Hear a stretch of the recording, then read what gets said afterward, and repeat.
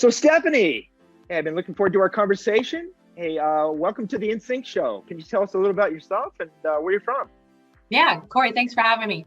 So I am founder and digital matriarch of Cogwheel Marketing. We've been in business about 4 years. And in my prior lives, I worked for hotels. I work agency side, client side on the hotel management. So I kind of have a lot of different, my career's taken me a lot of different paths, but it's brought me here to Cogwheel Marketing, where we're a digital marketing agency focused on helping branded hotels.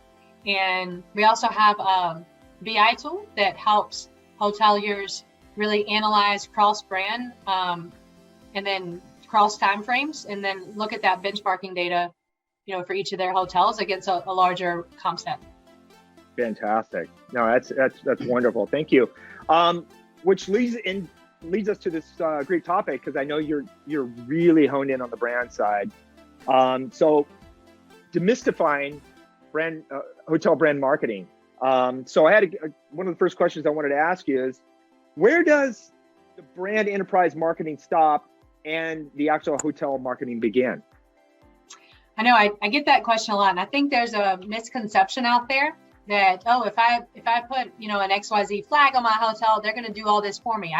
If I get all my loyalty members to come stay with me, if I build it, they will come.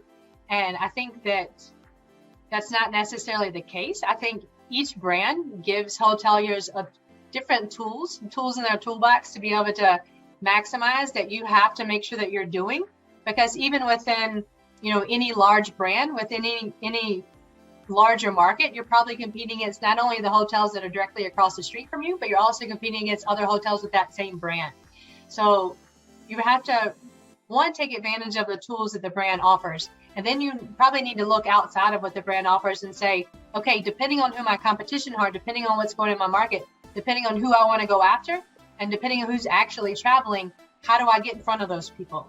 So while the brand's going to give you that big, give you a certain amount of lift and exposure, it's not going to put you at the top of the game. So,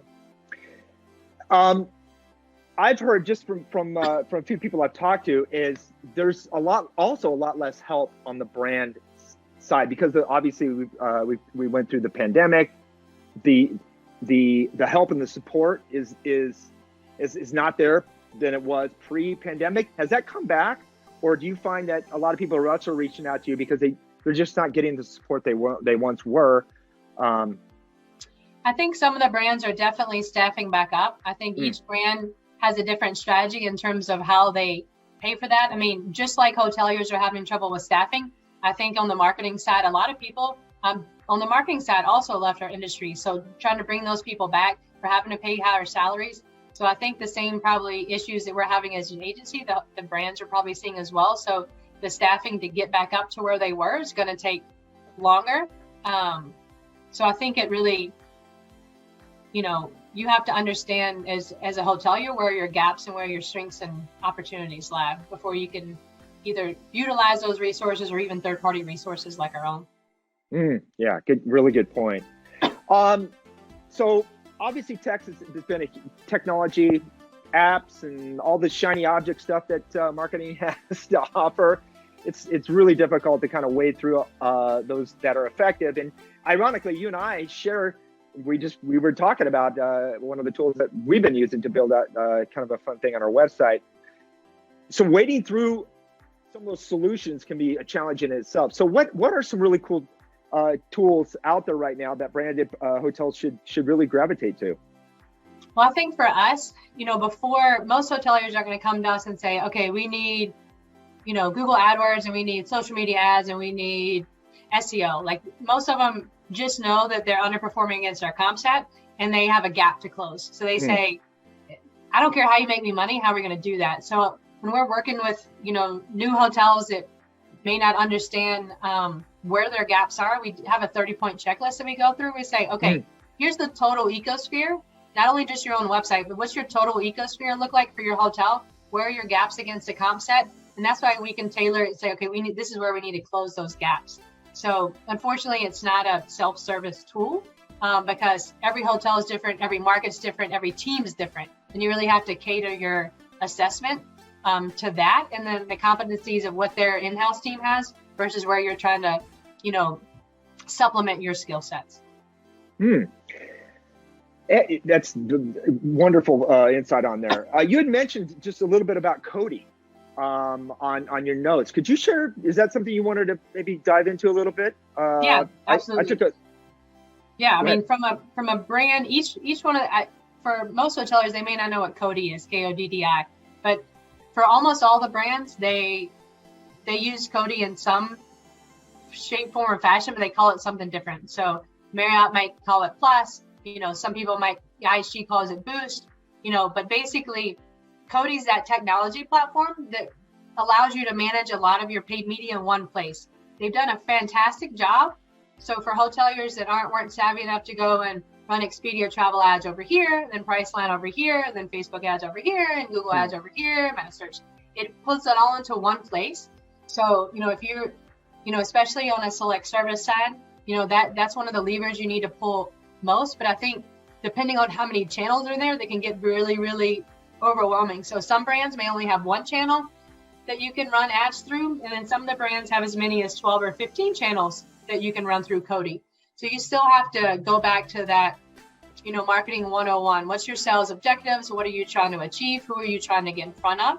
And establish those goals and KPIs first before you start putting in money into those brand platforms. But they've done a really good job of making it easier for hotels to not only fund it, but also, build their own campaigns above and beyond what they can all do individually. Wonderful. It sounds like very, very, obviously running multiple channels, multiple campaigns can get really complicated. That sounds like it could be very, very useful tool. So that's great. Timing. Where should branded hotels right now spend their resources in terms of time and money right now? I feel like I'm going a little bit backwards when I say this, or either that or I'm just beating a dead horse. But, if you haven't, a lot of the CapEx expenditures and things like that have stopped. Obviously, during the pandemic, a lot of any marketing spend has stopped. I mean, we're definitely seeing a change in that. I think any hotels that leaned into it, 6, 8, 10 months ago have benefited from doing that. But if you've got a limited budget, you just don't know where to start. One, you look at your pictures. So, and don't cheap out. Don't, don't hire a wedding photographer or somebody that does it for real estate. I mean, you really need a true architectural photographer that understands your brand standards, because nothing's worse than you paying all this money and then the brand won't accept those pictures. So, and you really, no matter what flag, independent or not, you really need to understand how to use imagery to tell that story. So very specific, very, very easy examples people can digest is, if you're a pet-friendly hotel, do you have a picture with a dog on the bed in your rooms? If you're an airport hotel and you have a shuttle, do you have a picture of the shuttle? Because there's always going to be those subset of people that just look through the pictures, and having 4 pictures is going to be, the biggest difference in that conversion metric for your hotel. Number 2, again, going backwards, we've seen you really need to refocus on your reviews. So as we know, a lot of hotels operationally have struggled either with staffing or just those peaks and valleys in business that they haven't delivered that consistent service experience. But the reviews for the hotels that didn't do themselves any services by getting a lot of bad reviews are digging themselves out of a hole right now. And it has a huge play, not only in your conversion, but also in your overall exposure, especially on like TripAdvisor and Google, to be able to convert those non-branded guests. So then if you've done those 2 things right, then it kind of comes back to that assessment. So, do you need to be running OTA ads? Do you need to be running Google ads? Do you need to be running social ads? But I think, again, that really depends on your hotel, your market, who's traveling, who you want to go after, who you're trying to get in front of, and then understanding that entire flywheel approach to, where do you have gaps? Is it because you lack exposure? Or is it because you're not converting that guest once they get to your hotel website? So I think there's a lot of different things at play. Technology comes into that, but you really have to do that initial assessment before you can say, okay, I'm going to spend my money here, but, focus on your reviews and imagery first, and then, because that's what everybody has to do. And then the rest kind of fall into place after that. That's really good. Two really good, strong points. Yeah, just to add a little bit more on that, on the social proof, i.e. reviews, increasingly more important. Especially what we're going through right now with the media, people's distrust in advertising, corporate advertising. This whole concept of dark social is emerging, that people are reaching out via direct messages on Facebook or for recommendations. A lot of that stuff can't be attributed. We don't see that in reports. Same thing on Google messages. Our Google My Business pages are getting way more messages than they ever have before. I mean, Facebook messages, yes, but if you turn on that functionality within your GMB to allow that, we're seeing the communications come through way more than I would have expected. Absolutely. And so I not to say that hospitality hasn't put a lot of emphasis on reviews, but we're even actually focusing on the group side as well, which a lot of hotels have not done. So we're finding this whole concept of social proof becoming even increasingly more important. So I'm glad you touched on reviews. I have a question for you, Cory. I mean, because we have a couple, full service clients, we talk about the group side. Like, if you think of hotels and the bigger, outside of their own reviews, I think the people look at TripAdvisor, your OTA, and Google for reviews. Mm-hmm. From a group standpoint, let's say you have a convention center or you have a big group space. Outside of your actual hotel reviews, what is the best source of truth for social proof for event centers, big meeting space, like that type of thing? That's great question. We've been working on this for a while, and it's all about timing, right? And so video testimonials are massively important, and they're really relatively easy to pull off. And we're recommending our partners in our hotels to approach a group that you can tell they're having a great time, things are going well. Maybe the group salesman, the hotel already has a relationship with the group that's in house. In that moment, when the time is right, to have them share what's going on, have them share experiences, really what's going on. You can see the excitement and the enthusiasm, and it's almost like you need to capture that when it's happening, and it does require a little bit of coordination. It's all about timing. 30 seconds of that, you can see the enthusiasm, the lights. You've got a little bit of action going on. Capture that. Add a little brand to an intro and an outro. You can repurpose that on LinkedIn, anchor on YouTube. I can't recommend a hotel strong enough as developing their own YouTube channel, from search to creating their own playlist, and using just that one piece of content. I know the branded properties have much more of a challenge adding that piece of content to the website, but the independents, easy to add video resources to their meeting page. Nobody's doing that. And to capture, it's insane. So you've got your own website, though. You've got social media. Is there any third-party conglomeration that aggregates all those in terms of third-party sources of truth? It's funny you say that. There, aside from CVent and a few others, there are none that I know of. But it's funny you say that, because actually we're working on something right now. But the B2B side is open to so much opportunity, and people are not, and to me, I even think in some circumstances, it's even more impactful, because you've got a high ticket item.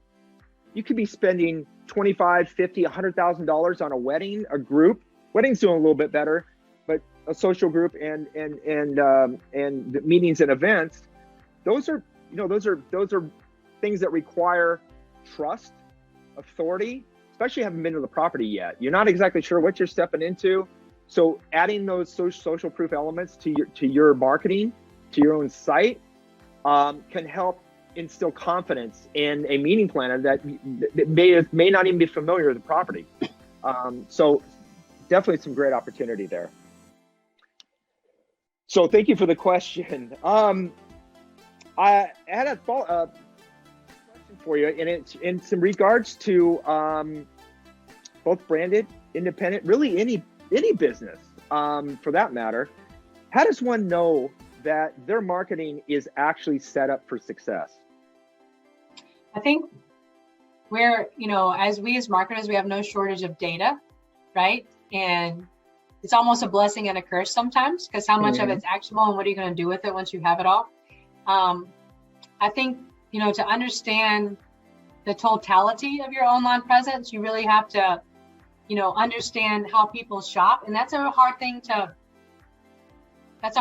connect all the gaps. So I think the most recent thing that I read said that people look at between 70 and 35 sites before they actually make that transaction. And it's really hard, no matter what type of hotel you are, to understand that journey and how to connect those dots. So we take a look at it, as much as we believe in that book direct strategy, I think we have to look at your total online presence and understand that, no matter what you want, there's still going to be some people that want to book, on either a third party channel, and they're always going to look for that social proof. No one's going to take your word for it. You can say you have, back to the reviews, you can say you have the best service in any hotel in your market. They're still going to look for that validation piece. So how are you, presenting yourself on these third party channels? So, and I think the other problem is a lot of times we do, back to those 30-point checklists that we do, I think we end up doing a lot of those because people, if you've been working at the same hotel for X amount of years, you kind of get this tunnel vision that happens. And so you need a fresh perspective to say, to call out these egregious areas, errors that we see that you've just looked at it 50 times and you're not processing, this isn't aligned with my brand. This isn't the best foot that I want to be putting forward in terms of imagery, or, this isn't the story that I want to tell. So when we're working with a new client and we ask, what makes you unique? What sets you apart from the comp set? I almost always get a different answer than what their own website says. So it's about an alignment. First, you got to do this lifting with an alignment piece to say, okay, if this is a story you want to tell, then we need to change X, Y, and Z to match this story. So before we even get into, the paid and the strategy and that phase, we have to develop that foundational baseline. So I think you could do this a lot of different ways. Old school, just kind of doing some shops in incognito mode and seeing how you come up. There's a lot of tools out there that can say, how do I rank in Google? How do I rank in some of these other ecospheres? And even looking at tools like Expedia Partner Central, like the data in there, if I could get that, level of data in terms of cancellation rate and views and conversions versus the comp set, like there's some great data in there if you just know how to go in there and look for it. And then again, turn that into actionable data to be able to give yourself the upper hand against your comp set. So in terms of tools and things like that, I think a lot of the process is still manual. One of my other favorite tools is just looking at Google Trends. So has the demand for your market picked back up to either pre-pandemic levels or whatnot, or even exceeding it in some places. I think the hard part for people to determine is how far people out for searches. Am I searching for a hotel room for tonight? Am I looking for a hotel room 3 months from now? So an independent hotel should absolutely be like putting tracking on their booking calendar to see how far people out and what's my window look like. Expedia has that data, but only for their specific channel. So you really need to understand that in a more comprehensive approach. So again, there's not one source of truth or one magical tool that I think will analyze your entire presence, but maybe I'll develop that soon. So yeah, great stuff. Ironically, that's how we've been kind of dividing up ours as well. A little bit of science, a little bit of soul. Going back to the basics, we're finding that going back to the simple basic of which you mentioned too, your differentiators. What in 10 seconds how can you describe your product different from your competitor? And you mentioned it's oftentimes across the board, and when you don't have something clear, concise, and easy and simple to understand, let alone being consistent from your team to your communications device, you're missing a lot of, you're leveraging all the different assets that are propelling your product or brand forward. And I think just those simple basics, oftentimes a lot of companies are missing out on just those simple steps. So that's some really good input there, by the way. So as well as the analytics and the data. But getting back to what we were talking about at Dark Social, we're finding there's a lot of things now in digital marketing that just you can't can't see, you can't measure, you can't track across the digital sphere. And I like this discussion of getting back to some of in the middle. You know, we went from traditional print, billboard, God forbid, newspaper advertising, and then the pendulum swung all the way to the internet, where it was all about clicks and engagement. And you know, we've kind of went from one to the other, and now I like to see it's coming back to the middle, where there's still foundational elements of marketing that still are more true now than ever. So, well, I mean, what you said about that and being able, I mean, you think about zero-click searches that happen in Google. Like, how do you quantify the value of those? Is another example. Even coming up in a couple of months, I'm doing an HSMI presentation about why are we continuing to use ROI as our sole metric? Because that's only looking at one piece of that flywheel or one piece of that conversion metric, and you're looking at it, making an assumption that someone's going to look at your ad and make a transaction right then and there, and not look at anything else. So what's the, like, while I love ROI, we're still going to use that as a metric of conversion. I think we do ourselves a disservice by saying, okay, someone clicked and you made this much money. But again, like, there's all these other things that are happening in play that we need to place value and importance on above and beyond that single metric all the time. Yeah, great. ROI, I think it still rings true, but we just have to redefine what the word investment is, right? It may not be revenue, because you're right. One of the conversations I've been having the last couple of weeks is our inability to put ourselves in our prospects' shoes. How often are you flipping through Facebook or anything else, and you're so you're blown away by an ad that you immediately will book a room right there without any kind of pre-plan? Doesn't happen. I never do that. I don't think I've ever done that. And just because if you're in the mode of like scrolling, you're not gonna be like, let me stop what I'm doing and leave this platform that's bringing me pleasure, especially with the way they've done the video targeting, to be like, let me stop what I'm doing and go do this totally different thing over here. Like, it's just not how our brains have been trained to work. Exactly. And I'll take that one step further. I think you can oftentimes annoy your prospect. You've disrupted them, right? You've given them something they were not expecting in not a good way. And that's one of the reasons why we gravitate more towards inbound versus the outbound method of marketing, because ultimately we want to be able to sell to our customers on their terms. They have the control now. Exactly. A whole spray and pay methodology of, we're sending out millions of messages and God forbid one sticks and we convert one guest. That is proven to be perhaps detrimental to your long-term goal of marketing. And so just that simple concept of putting ourselves in other people's shoes, how we buy, how we purchase.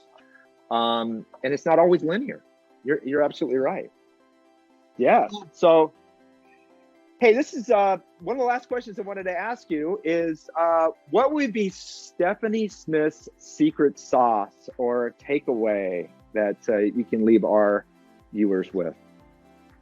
For anybody that knows me, like, I'm a forever learner. I believe everyone should be, and I think in our industry specifically, not hospitality, but in marketing, that you have to be a forever learner, only because the way that the technology is available to us is so different than it was even 5 years ago. So I try to carry that through in everything that I do, not only with me personally as an individual, what books can I be reading, but it's also how I lead the team. How can we all level up our individual selves? So, right before this, I was doing a speaking thing for university, and I was trying to, I say it doesn't matter what you do when you graduate, as long as you're leveling up yourself. Mm-hmm.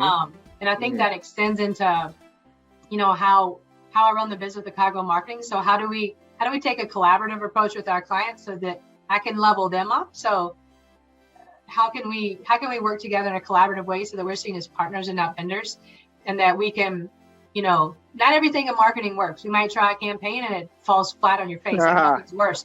But I think you have to go in with that mentality, like, hey, let's try something new for you, because you've got something unique to bring to the table, and this is something we want to try. Then we're going to learn from it. Instead of, we're going to say at the end, like, this did or did not work, and be able to take that moving forward. And then again, for us is how can we apply that to other clients if we saw X or Y, Z did or did not work. So I don't know if that's a short secret sauce or not, but it's all about leveling yourself up, leveling your team up, leveling your customers up.